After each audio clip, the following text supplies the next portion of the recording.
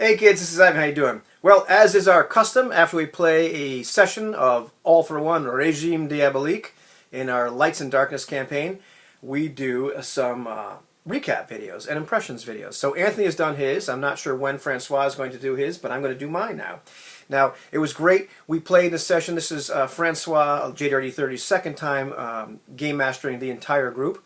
And I'm not going to do a recap. You know, you can look at Anthony's is great in terms of a blow by blow. You know what happened, and you can watch the game itself, which is awesome. It's a long one. It's like 3 hours and 45 minutes, but it was a fun time, a really cool session. So I thank both guys for doing that because we had a blast. But I wanted to give you some of my impressions on how the game felt, some of the things that were different, some of the things that happened in the game, and just in general kind of talk about it. So it was a little bit different because, for the most part, we've been playing with Three Musketeers. There are four of us. We've been doing this, 4 GM campaign, rotating duties, and I want to talk a little bit about that and how that's been working and what some of the consequences or effects of that, happen to be. But anyhow, this time we're only playing with 2 Musketeers. Sebastian, Noble Inquisitor, his character Jean-Marie finished kind of a character arc. He came with a strong motivation to kill the Bouvet werewolf, the werewolf of Orleans that killed his son. He fulfilled this, and we kind of had this happen a little bit early because Sebastian had talked to us and he wanted to kind of bow out and go on to some other endeavors, and so that's we're sad to see him go, and the character is semi-retired, but hopefully we see him kind of make a cameo appearance at some point. But so now we're playing with 2 Musketeers, and that has had a bit of a change in the dynamic of the group. The first thing, which is minor, mostly, is in kind of like the gamey aspect. In other words, there were some times when we were involved in some physical altercations where it might have been cool to have another guy there. And so we kind of missed, having a third person there to help out. There was one scene where, Philippe was able to hold his own without a problem. He's, very highly skilled in swashbucklery. And Martin, when he's magically enhanced, is also very competent. So we had the scene where we, tussled with a bunch of ruffians that attacked us, and we were able to dispatch them with panache and flair, and this included Philippe jumping up on a horse, because I invested quite heavily in the ride skill, cutting the reins, and actually having the horse jump over the cart that it used to be attached to, and scattering some of these ruffians, I believe even killing one. A great time. Really fun, involved combat with the terrain.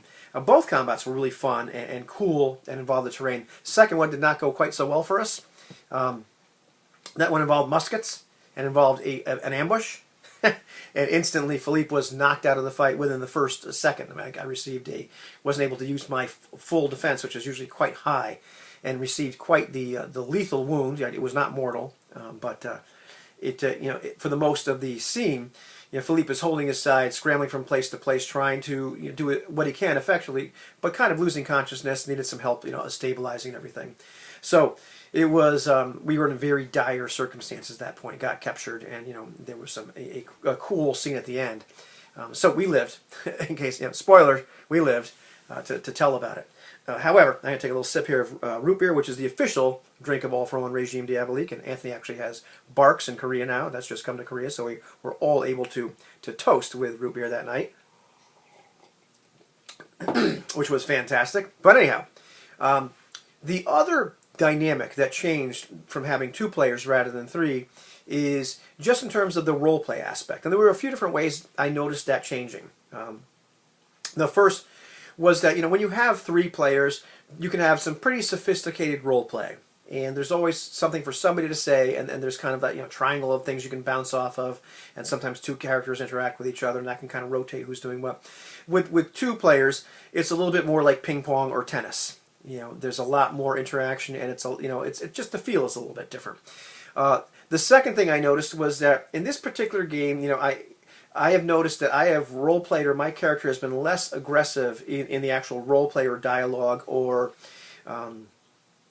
following up on things or what have you. And it's kind of weird because in this game, I kind of hang back a little bit. In a lot of other games I play in, I'm quite aggressive. I'm usually probably the loudest, most obnoxious guy in the group, or one of the people that has a really aggressive character. And I think there's probably one of the reasons for this is just how we built the characters. I've thought about this a little bit.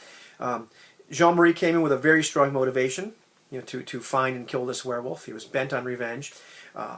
Martin came in with a very strong motivation, hell-bent on revenge. His family has wronged him. He's been ousted. He feels he's the rightful leader of the Martell family.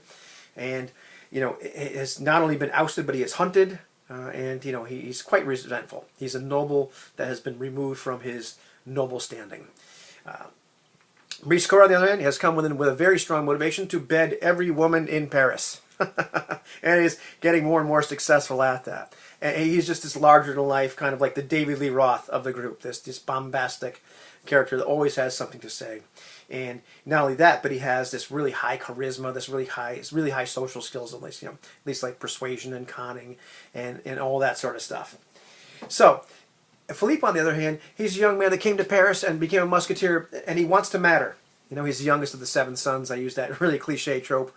But he came in here, I made him a little bit younger, not just chronologically than the other characters, but almost kind of like maturity-wise or emotional-wise. He's kind of like that little brother that tags along.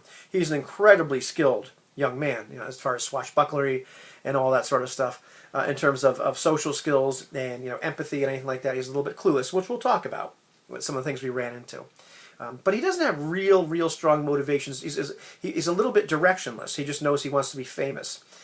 He wants to matter. He wants to be somebody of importance. So he's kind of riding on the coattails of these other fellows. And so one of the things that I found interesting about this particular episode is, in a sense, Briscoe is a little bit directionless as well. He's just a guy that's kind of, his direction is to enjoy life. Philippe's direction is to matter.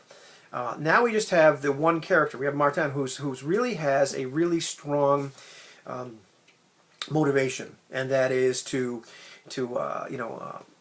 regain himself, the head of the family, and to change the direction that his family is going into.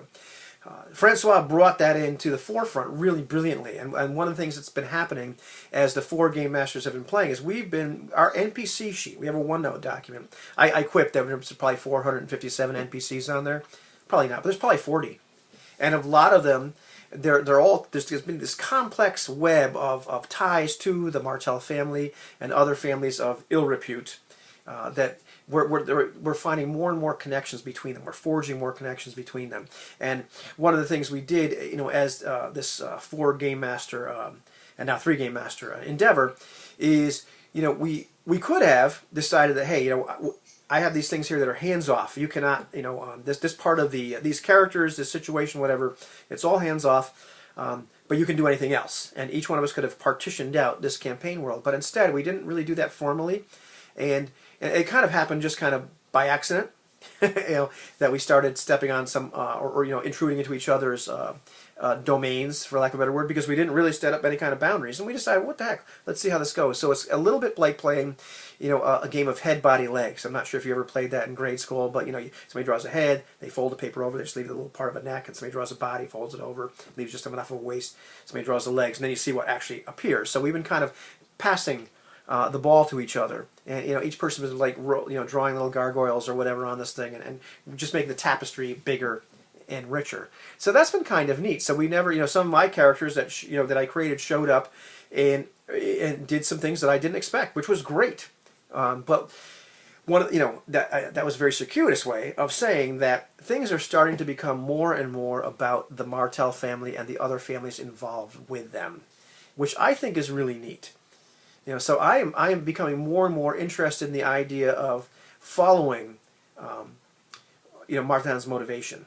Not saying that we're secondary or what have you, but to me, I was thinking about that. I haven't really talked to the other guys about this. So this is my the first time saying it. It's becoming more and more interesting. And I'm not saying like every time I want to have a directionless character. I kind of quipped to Anthony today. I felt a little bit like we were like Batman and Robin. When he said you're Nightwing or something a little bit cooler. I said I get it. I didn't feel like a secondary character or a sidekick. I was just joking with him. But you'll notice in this session too, there are times when Philippe kind of hangs back. Then there's another reason that I've been hanging back with Philippe, and that's because Philippe, socially, doesn't really know what to say in a lot of situations.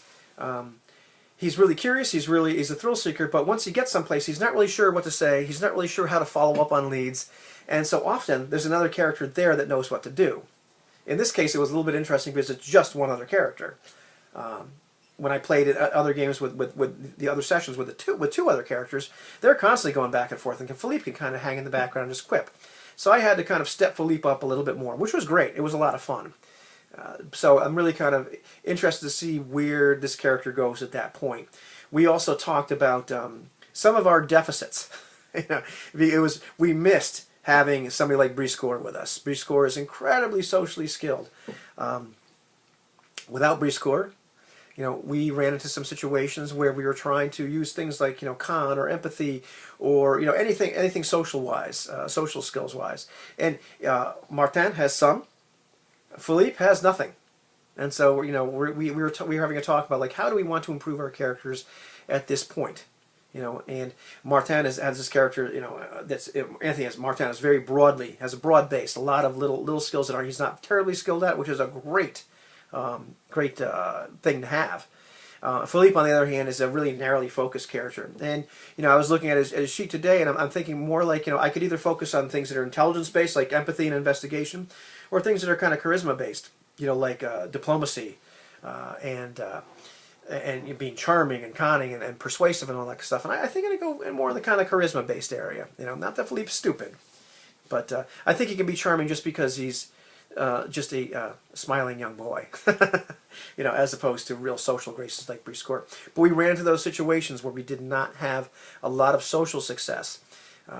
Philippe definitely learned in this particular episode that you cannot always solve every problem with a sword or just with talking his way through something. Because part of what happened is when we were trying to intimidate these guards, they ambushed us. You know, he's also you know, decided before the session he didn't like muskets. He really doesn't like them now. Thinks it's a coward's weapon.